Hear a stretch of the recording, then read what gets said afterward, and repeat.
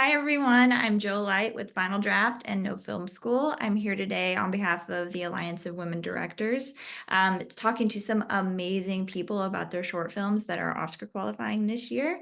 And up next, we have Kameishia Wooten and her film Choices. Hi, how are you doing today? I'm great, thank you. Thank you so much for being here. I'm so excited to discuss your work. Um, so, Choices is a very timely piece. It's about three young friends who come together when one of them needs to take a pregnancy test, and sort of the moments that they share leading up to the taking of this test. What inspired you to tackle this short as a writer-director? There are a lot of things, I would say, I think in 2020 through 2022, reproductive rights and freedoms were heavy on my spirit. It felt like a divine assignment because I could not stop writing, about reproductive, stories.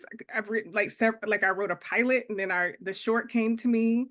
And I wanted to and I've done a short before about a reproductive choice, but, it was dark. It was kind of dark, and I wanted to tell something, that was uplifting and inspiring and also beautiful, and so choices came to me, and it evolved. Like, I spent probably not quite a year, maybe like 8 months writing it, revising it, and then it just evolved into what it is now. And so, yeah. Yeah, I think I'd read you developed this as part of a lab. Is that correct? Yes, I actually wrote the script and then submitted to labs for funding, and it was, selected for the Women in Film Shorts Google Lab. Mm.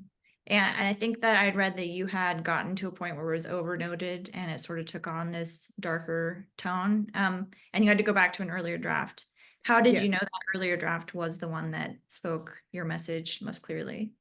Um, I I forgot what draft. I think I forgot what draft I submitted to the competition, and so when they selected it, and we met with like the team that was going to be advising us, I was like, "Look, I think I submitted this draft, but here's my latest draft."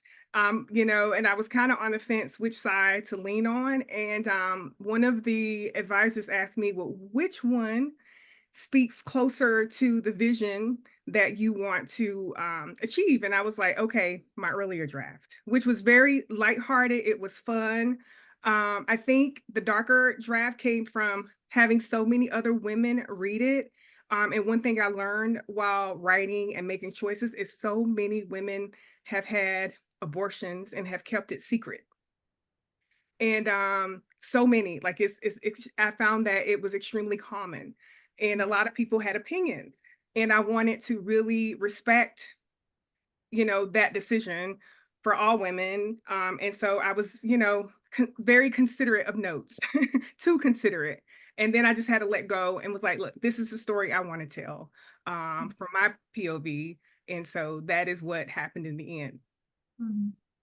I think that you start off this short in a very interesting way. You have Aisha, who is, I believe, in a convenience store, and she comes out and she has some, like a box of tampons in addition to the test.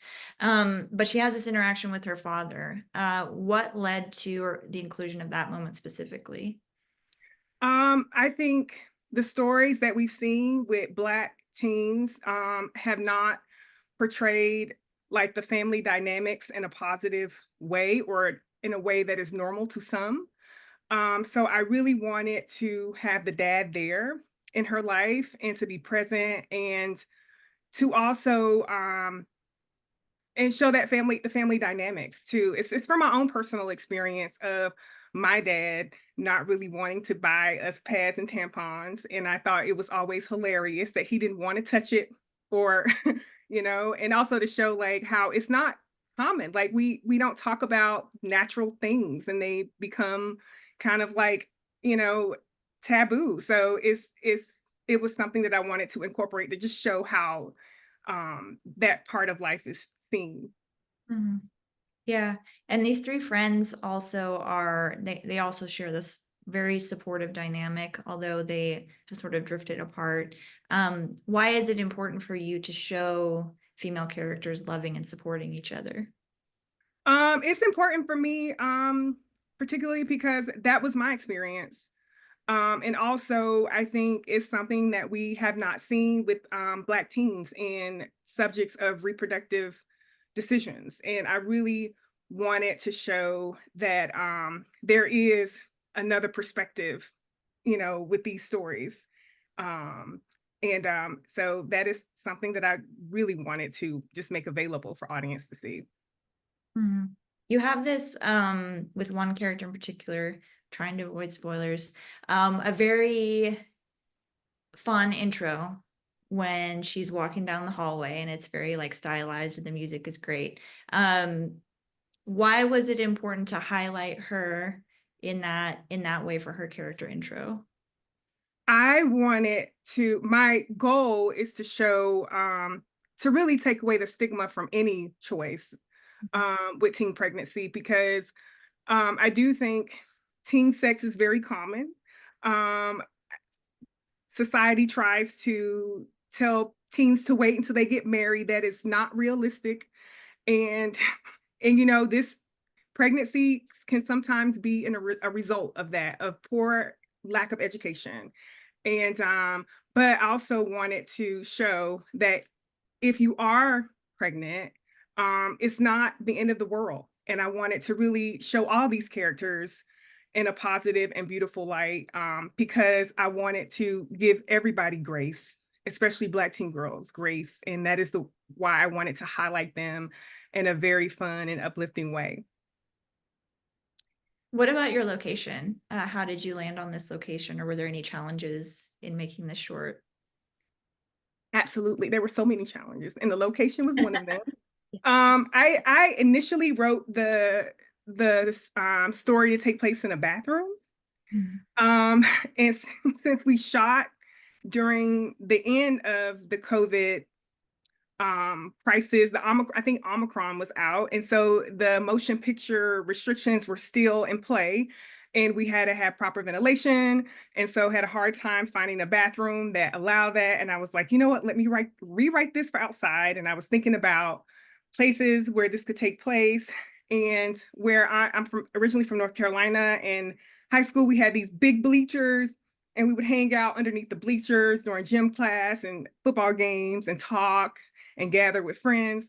And so I was like, okay, let me see if I can find some bleachers, and this story can take place underneath the school bleachers.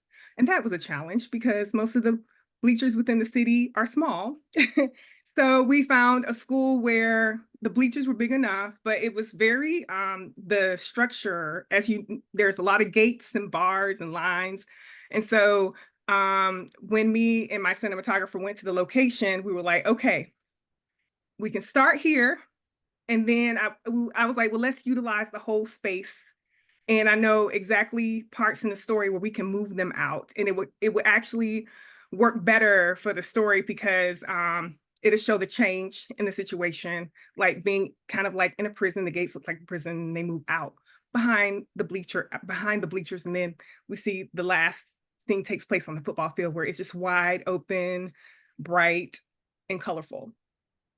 Mhm. I was gonna ask about that moment because I thought it was so interesting that you gave these characters that moment of exuberance. They're having such a good time, even though they're dealing with a very serious subject. So why was that important for you to include? Why did you give them that wide open space in that moment of dance and joy? Yeah, I don't want to, give it away, but the theme is about choosing joy no matter what. And so I wanted that scene to be as joyful as I could possibly make it, to the point where I wanted to be free, even when filming it. And that's the only scene that I did not shot list and storyboard. So I had my editor on set that day, and I was like, look, we're gonna freestyle this scene. I just need you to be here to to make sure we got all the transition shots and that it can all be pieced together. And so we just freestyled it. We had the steady cam operator there, and we were like, and I, practiced with the girls, and you know, had them to like do their own interpretation of what this scene meant for them, and we just filmed it, and it was my favorite scene. Mm. That freedom and that, again, it's just so joyful. It's such a powerful way to end this story too. So I loved hearing that you were just like, let's do it, and you just went for it, and everybody was just free and easy with it. Yeah, it was fun. It was extremely fun to shoot. Yeah. Well, thank you so much for your time today. Is there anything else you wanted to add about your film choices? I just want to say that it's been a journey with choices. I did not know that Roe v. Wade was going to be overturned until my second day of filming, and I knew it felt like an extra added responsibility to have this movie out. And I'm glad that I made it, especially during these times. And I think that it is something that gives people hope, especially young teens. So I'm truly excited about that, and I'm looking forward to hopefully getting funding for the feature, which is in development right now. Amazing. Well, congratulations, and excited to hear what you do next with this project. Thank you so much for your time today. Thank you. I appreciate it.